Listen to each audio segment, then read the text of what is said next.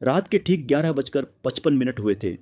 आसमान में बादलों की इतनी मोटी परत छाई हुई थी कि चांद की एक हल्की सी किरण भी धरती तक नहीं पहुंच पा रही थी। हवा में अजीब सी ठंडक थी, जबकि मौसम के हिसाब से इतनी ठंड नहीं होनी चाहिए थी। दूर दूर तक फैले पेड़ों की टहनियाँ हवा के साथ हिल रही थीं और उनकी परछाइयाँ जमीन पर ऐसे रेंग रही थीं जैसे कोई अनदेखी चीज़ धीरे धीरे आगे बढ़ रही हो। लोग कहते हैं कि हर श्मशान सिर्फ मृत शरीरों को जलाने की जगह नहीं होता। कुछ श्मशान ऐसे भी होते हैं जहां अधूरी कहानियां, अधूरी इच्छाएं और अधूरी आत्माएं हमेशा के लिए कैद हो जाती हैं। दिन में वहां सब कुछ सामान्य लगता है, लेकिन जैसे ही रात का आखिरी पहर शुरू होता है, वहां की खामोशी बदलने लगती है। ऐसा लगता है जैसे अंधेरा सांस ले रहा हो और हर पेड़ किसी अनजान राज का गवाह हो। उत्तर भारत के एक छोटे से गांव से लगभग 3 किलोमीटर दूर नदी के किनारे एक बहुत पुराना श्मशान घाट था। गांव वाले उसे काली चिता घाट कहते थे। कोई नहीं जानता था कि उसका असली नाम क्या था। बुजुर्ग बताते थे कि सैकड़ों साल पहले वहां किसी तांत्रिक ने ऐसी साधना की थी जो पूरी नहीं हो सकी। उसके बाद से उस घाट पर अजीब घटनाएं होने लगीं। रात के समय वहां से रोने की आवाज़ें आती थीं, जलती चिताओं की गंध बिना किसी कारण हवा में फैल जाती थी, और कई लोगों ने दावा किया था कि उन्होंने सफ़ेद कपड़ों में किसी आदमी को राख के बीच चलते देखा है। इन बातों को गांव के युवा सिर्फ अंधविश्वास मानते थे, लेकिन एक नियम ऐसा था जिसे आज तक किसी ने नहीं तोड़ा। सूर्यास्त के बाद कोई भी उस श्मशान की तरफ नहीं जाता था। अगर किसी की मृत्यु भी रात में होती तो अंतिम संस्कार सुबह होने तक टाल दिया जाता। गांव में रहने वाला 25 साल का अर्जुन इन कहानियों पर बिल्कुल विश्वास नहीं करता था। वह पढ़ा लिखा था और शहर में पत्रकारिता का काम करता था। उसका मानना था कि हर रहस्य के पीछे कोई न कोई सच्चाई जरूर होती है। वह अक्सर ऐसी जगहों पर जाकर जांच करता और लोगों के अंधविश्वासों की हकीकत सामने लाता था। एक दिन उसे गांव के सबसे बूढ़े आदमी हरिनाथ बाबा मिले। उनकी उम्र लगभग 90 साल थी। उन्होंने अर्जुन को देखते ही कहा, बेटा, दुनिया की हर बात को झूठ समझना भी अच्छी बात नहीं होती। कुछ जगहों पर सवाल पूछने नहीं चाहिए। अर्जुन मुस्कुराया। बाबा, अगर कोई सच होगा तो सामने आ जाएगा, अगर झूठ होगा तो लोगों का डर खत्म हो जाएगा। हरिनाथ बाबा ने गहरी सांस ली। डर खत्म करने मत जाना, कहीं ऐसा ना हो कि खुद डर बनकर लौटो। अर्जुन ने उनकी बात को हंसी में उड़ा दिया। 2 दिन बाद उसे पता चला कि गांव के पास रहने वाले एक लकड़हारे की रहस्यमय मौत हो गई। उसका शव सुबह श्मशान के पास मिला था। शरीर पर कोई चोट नहीं थी, लेकिन उसके चेहरे पर ऐसा डर था जैसे उसने मरने से पहले कोई ऐसी चीज़ देख ली हो जिसे इंसानी आंखें नहीं देखनी चाहिए। पोस्टमार्टम में भी मौत का कारण साफ नहीं हो पाया। यही बात अर्जुन की जिज्ञासा बढ़ाने के लिए काफ़ी थी। उसने तय किया कि वह रात में अकेले श्मशान घाट जाएगा, वहाँ कैमरा लगाएगा और पूरी रात रिकॉर्डिंग करेगा। गांव वालों को जब यह बात पता चली तो सभी ने उसे रोकने की कोशिश की। एक औरत बोली, बेटा, वहाँ रात बिताने वाले कभी पहले जैसे वापस नहीं आए। एक आदमी बोला, अगर जाना ही है तो सूरज निकलने से पहले लौट आना। लेकिन अर्जुन ने किसी की बात नहीं सुनी।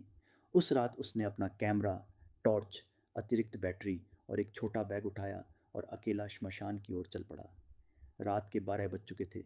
जैसे जैसे वह गांव से दूर जाता गया, कुत्तों के भौंकने की आवाज़ें बंद होती गईं। झींगुरों की आवाज़ भी अचानक गायब हो गई। अब सिर्फ उसके कदमों की आवाज़ सुनाई दे रही थी। कुछ देर बाद सामने नदी दिखाई दी। नदी के किनारे राख के बड़े बड़े ढेर, आधी जली लकड़ियाँ और टूटे हुए मिट्टी के घड़े पड़े थे। श्मशान घाट सामने था। अर्जुन ने घड़ी देखी, 12:17। उसने कैमरा चालू किया और रिकॉर्डिंग शुरू कर दी। मैं इस समय काली चिता घाट पर हूँ। यहाँ अभी तक कुछ भी असामान्य नहीं दिख रहा। वह अपनी बात पूरी भी नहीं कर पाया था कि अचानक उसके पीछे किसी के धीरे धीरे चलने की आवाज़ आई। टक, टक, टक। उसने तुरंत पीछे मुड़कर देखा। वहाँ कोई नहीं था। उसने टॉर्च चारों तरफ घुमाई। सिर्फ राख, पेड़ और घना अंधेरा। अर्जुन ने खुद को समझाया कि शायद कोई जानवर होगा। वह आगे बढ़ गया। करीब 5 मिनट बाद उसे हवा में एक अजीब सी गंध महसूस हुई। यह सामान्य धुएं की नहीं थी। यह बिल्कुल वैसी गंध थी जैसे किसी नई जलती चिता से आती है, लेकिन वहाँ कोई चिता जल नहीं रही थी। उसने कैमरा उस दिशा में घुमाया जहाँ से गंध आ रही थी, और तभी कैमरे की स्क्रीन पर कुछ ऐसा दिखाई दिया जो उसकी खुली आंखों से दिखाई नहीं दे रहा था। राख के ढेर के पास कोई सफ़ेद आकृति खड़ी थी। अर्जुन ने घबराकर कैमरे से नज़र हटाई और सामने देखा। वहाँ कुछ भी नहीं था। उसने फिर कैमरे की स्क्रीन देखी। वही आकृति अब पहले से थोड़ा और करीब आ चुकी थी। उसका चेहरा धुंधला था। वह बिल्कुल स्थिर खड़ी थी और ऐसा लग रहा था कि वह सीधे अर्जुन को देख रही है। अर्जुन के हाथ कांपने लगे। उसे पहली बार महसूस हुआ कि शायद गांव वालों की हर बात सिर्फ कहानी नहीं थी और यह रात अभी शुरू ही हुई थी। अर्जुन कुछ पल तक वहीं जड़ होकर खड़ा रहा। उसकी उंगलियां कैमरे को इतनी कसकर पकड़े हुए थीं कि हाथों की नसें साफ दिखाई देने लगी थीं। उसने एक बार फिर कैमरे की स्क्रीन देखी। सफ़ेद आकृति अब भी वहीं थी, लेकिन इस बार उसका सिर धीरे धीरे दाईं ओर झुकने लगा। उसकी हरकत इतनी अस्वाभाविक थी कि अर्जुन के पूरे शरीर में सिहरन दौड़ गई। उसने तुरंत कैमरा नीचे किया और अपनी आंखों से सामने देखा। वहाँ कुछ भी नहीं था। फिर जैसे ही कैमरा दोबारा उठाया, आकृति गायब हो चुकी थी। ये ये कैसे हो सकता है? अर्जुन बुदबुदाया। उसने रिकॉर्डिंग बंद नहीं की। उसके मन में डर था, लेकिन उससे बड़ा उसका जिज्ञासु स्वभाव था। वह आगे बढ़ने लगा। हर कदम के साथ राख उसके जूतों के नीचे चरमराने लगी। अचानक उसे लगा जैसे उसके पीछे कोई उसी की चाल से चल रहा हो। वह रुका। पीछे की आवाज़ भी रुक गई। वह चला। आवाज़ फिर चलने लगी। इस बार उसने बिना पीछे देखे तेजी से आगे बढ़ना शुरू किया। कुछ ही सेकंड बाद उसके कान के बिल्कुल पास किसी ने बहुत धीमी आवाज़ में फुसफुसाया, मत, रुकना। अर्जुन बिजली की तरह पलटा, लेकिन वहाँ सिर्फ अंधेरा था। उसके माथे पर पसीने की बूंदें चमकने लगीं। उसी समय नदी की तरफ से घंटियों जैसी आवाज़ आने लगी। टन, टन, टन। यह आवाज़ किसी मंदिर की नहीं थी। उसमें एक अजीब कंपन था, जैसे कोई बहुत दूर से लोहे की जंजीर घसीट रहा हो। अर्जुन आवाज़ का पीछा करते हुए नदी के किनारे पहुंचा। वहां उसे राख से ढकी एक टूटी हुई नाव दिखाई दी। नाव वर्षों से इस्तेमाल न होने जैसी लग रही थी, लेकिन उसकी सबसे डरावनी बात यह थी, वह अपने आप हिल रही थी। नदी बिल्कुल शांत थी। हवा भी नहीं चल रही थी। फिर भी नाव धीरे धीरे किनारे से टकरा रही थी। थक, थक, थक। अर्जुन कैमरा लेकर उसके पास गया। जैसे ही उसने कैमरा नाव के अंदर किया, स्क्रीन पर किसी इंसान का चेहरा दिखाई दिया। आंखें पूरी सफ़ेद, चेहरा राख से भरा हुआ और होंठों पर एक अजीब मुस्कान। अर्जुन घबराकर पीछे हट गया। जब उसने दोबारा नाव के अंदर देखा, वह खाली थी। अब उसकी सांसें तेज हो चुकी थीं। उसे पहली बार लगा कि शायद उसे वापस लौट जाना चाहिए। वह मुड़ा और घाट की ओर चलने लगा, लेकिन कुछ कदम चलते ही उसके पैर रुक गए। जो रास्ता वह छोड़कर आया था, वह वहाँ था ही नहीं। चारों तरफ सिर्फ राख, पेड़ और घना अंधेरा था। श्मशान जैसे बदल चुका था। उसे समझ नहीं आ रहा था कि वह किस दिशा से आया था। तभी दूर एक चिता अपने आप जल उठी। उसमें किसी ने आग नहीं लगाई थी। लकड़ियां खुद ब खुद जलने लगीं। अर्जुन डरते डरते उसके करीब पहुंचा। आग की लपटें ऊंची होती जा रही थीं। उसे लगा जैसे आग के भीतर कोई बैठा हुआ है। धीरे धीरे वह आकृति साफ होने लगी। वह एक बूढ़ा आदमी था। उसकी लंबी दाढ़ी थी। माथे पर भस्म लगी थी। आंखें बंद थीं और वह जलती चिता के बीच बिल्कुल शांत बैठा था। अचानक उसने अपनी आंखें खोल दीं। उन आंखों में पुतलियां नहीं थीं, सिर्फ काला अंधेरा था। उसने बिना होंठ हिलाए कहा, तू यहाँ क्यों आया है? आवाज़ सीधे अर्जुन के दिमाग में गूंजी। अर्जुन के मुंह से शब्द नहीं निकल रहे थे। वह पीछे हटने लगा, लेकिन उसके पैर किसी चीज़ से टकरा गए। नीचे देखा, राख के भीतर से एक जला हुआ हाथ बाहर निकला हुआ था। उस हाथ ने धीरे धीरे अर्जुन के टखने को पकड़ लिया। अर्जुन चीख पड़ा। उसने पूरी ताकत से पैर छुड़ाया और भागने लगा। पीछे से दर्जनों आवाज़ें आने लगीं, कभी रोने की, कभी हंसने की, कभी किसी बच्चे के रोने की और कभी किसी औरत की दर्दनाक चीख। उसने पीछे मुड़कर देखा। राख के ढेरों से एक एक करके धुंधली आकृतियां बाहर निकल रही थीं। कोई बिना चेहरे का था। किसी के हाथ नहीं थे। किसी का आधा शरीर जला हुआ था। वे सभी धीरे धीरे उसकी तरफ बढ़ रहे थे। अर्जुन पूरी ताकत से दौड़ता रहा। अचानक उसे दूर एक छोटी सी झोपड़ी दिखाई दी, जिसके अंदर हल्की सी लौ जल रही थी। उसे लगा शायद वहाँ कोई इंसान होगा। वह दौड़कर झोपड़ी के अंदर घुस गया। अंदर एक बूढ़ा साधु बैठा था। उसकी आंखें बंद थीं। सामने एक मिट्टी का दीपक जल रहा था। अर्जुन हाँफते हुए बोला, बाबा, बाहर, बाहर कोई है। वो सब मुझे मार देंगे। साधु ने धीरे धीरे आंखें खोलीं। कुछ क्षण तक अर्जुन को देखता रहा। फिर बहुत शांत आवाज में बोला, तू देर से आया है? अर्जुन ने कांपते हुए पूछा, क्या मतलब? साधु ने गहरी सांस ली। आज अमावस्या की आखिरी रात है और आज के बाद यह श्मशान किसी जिंदा इंसान को वापस नहीं जाने देता। यह सुनते ही अर्जुन के चेहरे का रंग उड़ गया और तभी झोपड़ी का दरवाज़ा अपने आप जोर से बंद हो गया। बाहर से किसी ने 3 बार दस्तक दी। थक थक थक। साधु ने दीपक की लौ को देखा और फुसफुसाया, वे आ गए हैं। झोपड़ी के अंदर अचानक ऐसा सन्नाटा छा गया कि अर्जुन को अपनी धड़कनों की आवाज़ साफ सुनाई देने लगी। बाहर से हवा चल रही थी, लेकिन आश्चर्य की बात यह थी कि झोपड़ी के भीतर रखा छोटा सा दीपक बिल्कुल स्थिर जल रहा था। फिर थक थक थक। दरवाजे पर फिर 3 दस्तक हुई, इस बार पहले से ज़्यादा जोर से। अर्जुन डर के मारे दरवाजे की तरफ देखने लगा। बाबा, कौन है बाहर? बूढ़े साधु ने धीरे धीरे अपनी उंगली होंठों पर रखी। एक शब्द भी मत बोलना। अर्जुन चुप हो गया। कुछ पल बाद बाहर से किसी औरत के रोने की आवाज़ आने लगी। बचाओ, कोई है, मेरा बच्चा, मेरा बच्चा। आवाज़ इतनी दर्दनाक थी कि अर्जुन का दिल पिघल गया। वह दरवाजे की ओर बढ़ा, लेकिन साधु ने उसका हाथ कसकर पकड़ लिया। अगर तूने दरवाज़ा खोला तो सुबह तक तेरी चिता इसी घाट पर जलेगी। अर्जुन वहीं रुक गया। रोने की आवाज़ अचानक हंसी में बदल गई। धीरे धीरे वह हंसी दर्जनों लोगों की हंसी बन गई। पूरा श्मशान उस डरावनी हंसी से गूंज उठा। अचानक झोपड़ी की मिट्टी की दीवारों पर काले हाथों के निशान उभरने लगे। ऐसा लग रहा था जैसे बाहर खड़ी सैकड़ों अदृश्य हथेलियां एक साथ दीवारों को छू रही हों। अर्जुन की सांसें तेज हो गईं।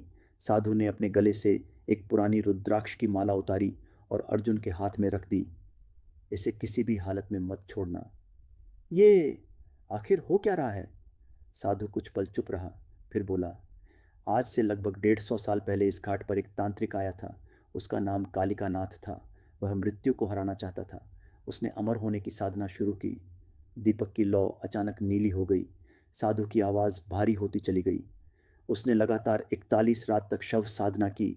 आखिरी रात उसे सिर्फ एक बलि और देनी थी, लेकिन गांव वालों को उसके बारे में पता चल गया। उन्होंने उसे यहीं जिंदा जला दिया। अर्जुन ने कांपते हुए पूछा, फिर? मरते समय उसने श्राप दिया कि इस घाट पर जलने वाली हर अधूरी आत्मा उसकी शक्ति बन जाएगी। तब से हर अमावस्या की आखिरी रात वह अपने लिए एक नया शरीर खोजता है। अर्जुन का गला सूख गया। क्या वह मुझे चाहता है? साधु ने उसकी आंखों में देखा। तू आज रात यहाँ आया, यही तेरी सबसे बड़ी भूल थी। इतना कहते ही झोपड़ी की छत जोर जोर से हिलने लगी। ऊपर से राख गिरने लगी और फिर धड़ाम, छत का एक हिस्सा टूटकर नीचे गिरा। अर्जुन ने ऊपर देखा। छत पर कोई बैठा था। लंबे बिखरे बाल, पूरा शरीर राख से ढका और आंखें पूरी तरह काली। वह उल्टा बैठा हुआ था, बिल्कुल छिपकली की तरह। उसका सिर धीरे धीरे घूमकर अर्जुन की तरफ आया। फिर उसके चेहरे पर एक भयानक मुस्कान फैल गई। अचानक वह प्राणी छत से कूद पड़ा। अर्जुन चीखता हुआ पीछे हट गया, लेकिन जमीन पर गिरने से पहले ही वह धुएं में बदल गया। पूरा कमरा काले धुएं से भर गया। उस धुएं के बीच दर्जनों चेहरे दिखाई देने लगे। कोई रो रहा था, कोई मदद मांग रहा था, कोई अर्जुन का नाम लेकर पुकार रहा था। अर्जुन, अर्जुन, हमारी तरफ देखो। उसने घबराकर आंखें बंद कर लीं। साधु जोर जोर से मंत्र पढ़ने लगा। दीपक की लौ अचानक बहुत तेज हो गई। कुछ ही सेकंड बाद पूरा धुआं गायब हो गया, लेकिन साधु वहीं नहीं था। जहां वह बैठा था वहां सिर्फ राख का एक छोटा सा ढेर पड़ा था। अर्जुन की आंखें फटी रह गईं। बाबा! कोई जवाब नहीं। वह अकेला था। झोपड़ी का दरवाज़ा अपने आप खुल गया। बाहर पूरा श्मशान लाल रंग की अजीब रोशनी में डूबा हुआ था। दूर नदी के किनारे सैकड़ों जलती हुई चिताएं दिखाई दे रही थीं, लेकिन अर्जुन जानता था आज रात यहाँ किसी का अंतिम संस्कार नहीं हुआ था। फिर ये आग किसकी थी? उसी समय उन सभी चिताओं के बीच से एक लंबी काली आकृति धीरे धीरे उठी। उसके हाथ में त्रिशूल था। सारा शरीर राख से ढका था, चेहरा पूरी तरह अंधेरे में छिपा हुआ। जैसे ही उसने अपना सिर ऊपर उठाया, पूरे श्मशान में एक साथ हजारों आवाज़ें गूंज उठीं। कालिकानाथ लौट आया और उसी क्षण वह आकृति सीधी अर्जुन की ओर बढ़ने लगी। अर्जुन के पैर जैसे जमीन में धंस गए थे। उसके सामने वह काली आकृति धीरे धीरे आगे बढ़ रही थी। हर कदम के साथ श्मशान की राख हवा में उठने लगी। नदी का शांत पानी उबलने लगा और चारों तरफ से ऐसी आवाज़ें आने लगीं जैसे सैकड़ों लोग एक साथ रो रहे हों। उसने भागने की कोशिश की, लेकिन उसके पैर आगे नहीं बढ़े। तभी उसके हाथ में पकड़ी रुद्राक्ष की माला तेजी से गर्म होने लगी। माला से हल्की सुनहरी रोशनी निकली और उसके चारों ओर एक घेरा बन गया। काली आकृति कुछ पल के लिए रुक गई, फिर उसकी भारी आवाज़ पूरे श्मशान में गूंज उठी। 150 वर्षों से मैं इसी रात का इंतज़ार कर रहा था। उसकी आवाज़ इंसान जैसी नहीं थी। ऐसा लगता था जैसे कई आवाज़ें एक साथ बोल रही हों। तुम्हारे भीतर डर कम है, इसलिए तुम्हारा शरीर मेरे लिए सबसे उपयुक्त है। अर्जुन ने कांपती आवाज़ में पूछा। तुम कौन हो? आकृति धीरे धीरे धुएं से बाहर आई। उसका चेहरा आधा जला हुआ था। माथे पर भस्म लगी थी, आंखें पूरी तरह काली थीं और शरीर पर जली हुई चिता की राख चिपकी हुई थी। मैं कालिका नाथ हूँ। इतना कहते ही उसके पीछे खड़ी सभी आत्माएं एक साथ झुक गईं। अर्जुन समझ चुका था कि यही वह तांत्रिक था जिसके बारे में साधु ने बताया था। कालिकानाथ ने अपना हाथ हवा में उठाया। अचानक चारों ओर से राख का भयानक बवंडर उठा और अर्जुन को घेर लिया। उसकी सांस रुकने लगी। उसे लगा कि कोई अदृश्य शक्ति उसके शरीर से उसकी आत्मा को बाहर खींच रही है। उसी समय उसके कानों में हरिनाथ बाबा की आवाज़ गूंजी। डर से बड़ी कोई शक्ति नहीं होती। अगर डर गया तो हार जाएगा। अर्जुन ने अपनी आंखें बंद कीं। उसने पूरी ताकत से रुद्राक्ष की माला को पकड़ लिया। माला अचानक तेज प्रकाश से चमक उठी। कालिकानाथ पहली बार दर्द से चीखा, नहीं! रोशनी फैलते ही उसके पीछे खड़ी कई आत्माएं धीरे धीरे धुएं में बदलने लगीं। वे जैसे किसी कैद से मुक्त हो रही थीं। हर आत्मा के गायब होने के साथ कालिकानाथ कमजोर होता गया। वह गुस्से से दहाड़ा। पूरे श्मशान की जमीन फटने लगी। जली हुई चिताओं की लकड़ियां हवा में उड़ने लगीं। पेड़ एक एक करके गिरने लगे। अर्जुन किसी तरह संतुलन बनाए खड़ा रहा। कालिकानाथ ने आखिरी बार पूरी शक्ति से हमला किया। एक विशाल काला धुआं सीधे अर्जुन की ओर बढ़ा। अर्जुन ने पूरी ताकत से रुद्राक्ष की माला उसकी ओर फेंक दी। माला धुएं के बीच पहुंचते ही एक तेज धमाका हुआ। सफ़ेद प्रकाश की ऐसी लहर निकली कि पूरा श्मशान कुछ क्षण के लिए दिन की तरह चमक उठा। अर्जुन जमीन पर गिर पड़ा। उसकी आंखें बंद हो गईं। जब उसे होश आया, सूरज निकल चुका था। सुबह की हल्की धूप नदी पर पड़ रही थी। चारों तरफ सन्नाटा था। श्मशान बिल्कुल सामान्य दिखाई दे रहा था। न कोई जलती चिता, न कोई आत्मा, न कालिका नाथ, न वह झोपड़ी। सब कुछ जैसे कभी था ही नहीं। अर्जुन उठकर बैठा। उसका कैमरा कुछ दूरी पर पड़ा था। उसने कांपते हाथों से कैमरा चालू किया। रिकॉर्डिंग पूरी रात की थी, लेकिन वीडियो में सिर्फ अर्जुन अकेला दिखाई दे रहा था। वह कभी हवा से बात कर रहा था, कभी किसी अदृश्य चीज से भाग रहा था और कई बार बिना किसी कारण जोर जोर से चिल्ला रहा था। कालिकानाथ, आत्माएं, जलती चिताएं, कुछ भी कैमरे में रिकॉर्ड नहीं हुआ था। अर्जुन हैरान रह गया। क्या यह सब उसके साथ सच में हुआ था, या फिर यह किसी अलौकिक शक्ति का ऐसा रहस्य था जिसे कोई कैमरा कभी कैद नहीं कर सकता। वह गांव लौट आया। गांव वालों ने उसे जिंदा देखकर राहत की सांस ली, लेकिन हरिनाथ बाबा उसे देखते ही शांत हो गए। उन्होंने सिर्फ इतना पूछा, क्या उसने तुझे देख लिया था? अर्जुन ने बिना कुछ कहे सिर झुका दिया। बाबा की आंखों में चिंता उतर आई। उन्होंने धीरे से कहा, तो कहानी अभी खत्म नहीं हुई। उस रात के बाद अर्जुन ने कभी उस श्मशान का नाम तक नहीं लिया। उसने कैमरे की सारी रिकॉर्डिंग मिटा दी। वह शहर लौट गया। कई साल बीत गए। लोगों ने समझा कि वह घटना एक बुरा सपना थी। लेकिन एक रात अर्जुन अपने कमरे में सो रहा था। रात के ठीक 3 बजे उसकी नींद अचानक खुली। कमरे में जली हुई चिता जैसी गंध फैली हुई थी। उसने घड़ी देखी, 3 बजे AM। उसी समय उसके कमरे के बाहर 3 धीमी दस्तक हुई। थक थक थक। अर्जुन का चेहरा सफ़ेद पड़ गया, क्योंकि यही 3 दस्तक उसने उस आखिरी रात श्मशान घाट की झोपड़ी के दरवाजे पर भी सुनी थी। कमरे के बाहर से एक भारी आवाज़ आई, अर्जुन, इस बार चलने की बारी तुम्हारी है। इसके बाद कमरे की लाइट अपने आप बुझ गई और सुबह जब पड़ोसियों ने दरवाज़ा खोला, कमरा पूरी तरह खाली था। अर्जुन कभी नहीं मिला, लेकिन आज भी उस पुराने श्मशान घाट पर अमावस्या की रात राख के बीच एक नया आदमी कैमरा लिए घूमता दिखाई देता है। गांव वाले कहते हैं वह अर्जुन है जो अब किसी और को अपनी जगह लेने के लिए बुलाता है। और अगर किसी रात तुम्हें भी अंधेरे में 3 बार दस्तक सुनाई दे तो भूल कर भी दरवाज़ा मत खोलना, क्योंकि कुछ कहानियाँ सुनने के लिए नहीं, जीने के लिए होती हैं।